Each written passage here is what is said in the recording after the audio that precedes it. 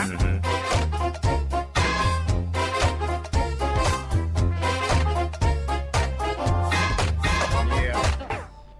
review is based on the Xbox 360, PC and PS3 versions of the game.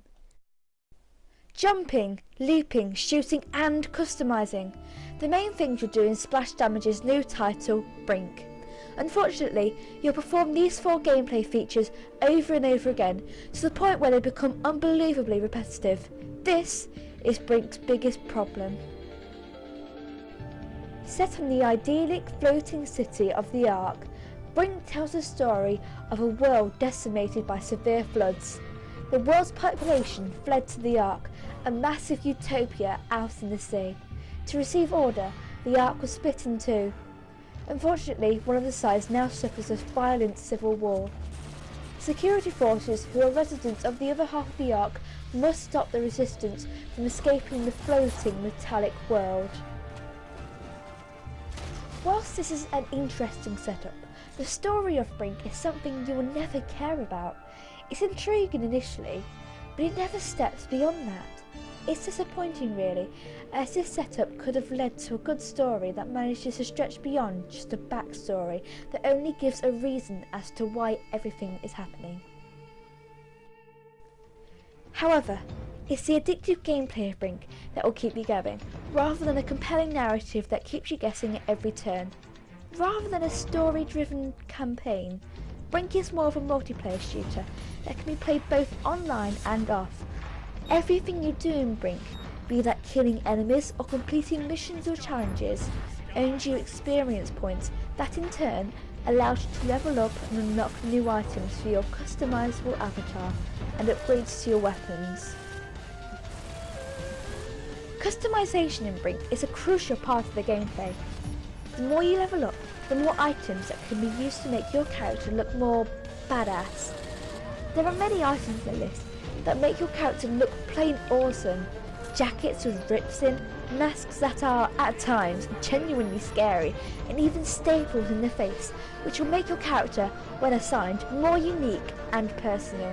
These customizable characters look even more awesome thanks to Brink's incredible art style. Characters and environments in Brink are big and over the top, with elongated features that I wouldn't look at a place in a Pixar movie. Environments are similar, with one colour seeming to dominate each one, be it red or blue. Unfortunately, when the match begins, there is considerable texture loading, and the screen tearing in the game is beyond ridiculous. It's not something that can't be fixed in a patch or two. It's a shame these occur, because otherwise Brink is a nice looking game that completely benefits from its cartoony art style. The guns in Brink are well designed, varied and are highly customisable, with attachable scopes and extra magazines. Extra notice should be paid to the sound design in Brink. It is brilliant.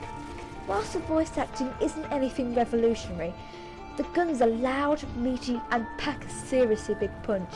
If you own a powerful speaker system and want to use it to full capacity, then Brink is the game for you. Brink is also the game for you if you enjoy playing as a team rather than everyone for themselves. The game promotes working as a team to the level that it is the only way to survive a match.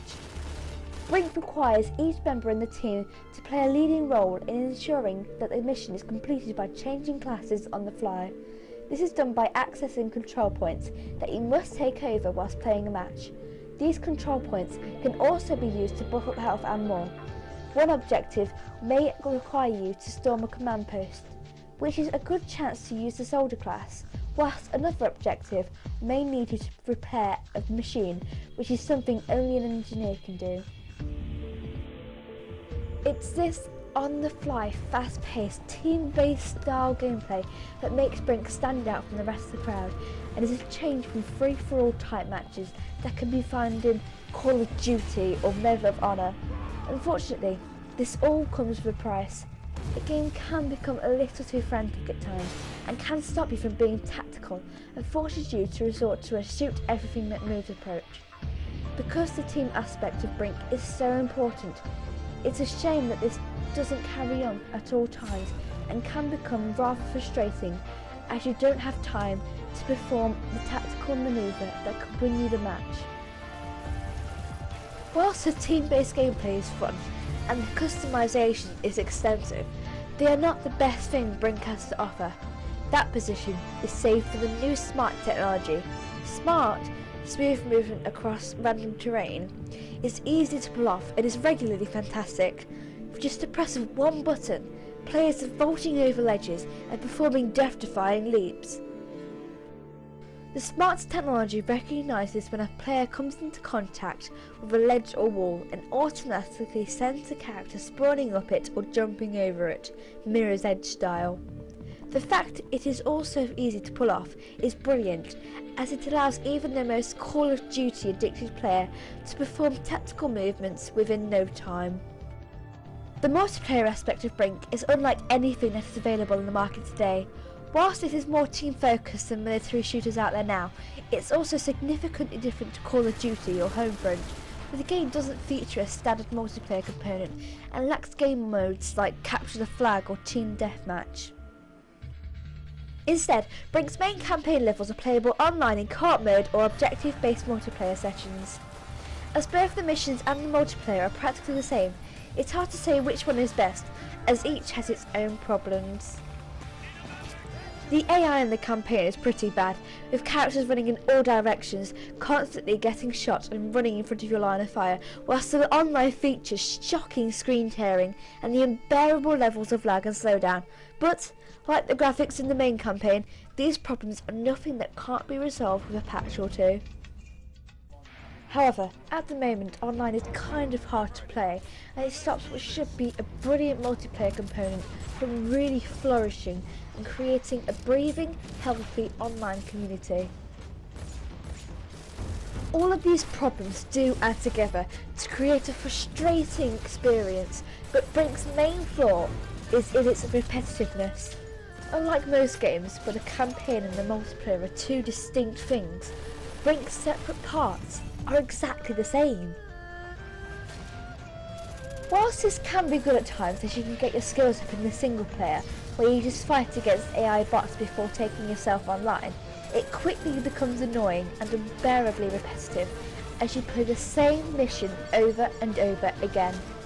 Since there are only about 10 missions in the main campaign anyway, it doesn't take long before you've seen everything and mastered all of it.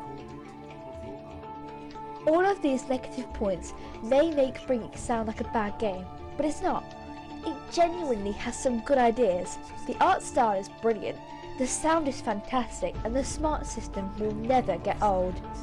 But, unfortunately, there are some annoying niggles that hold it back from the brilliance it should be, mainly its excruciating repetitiveness.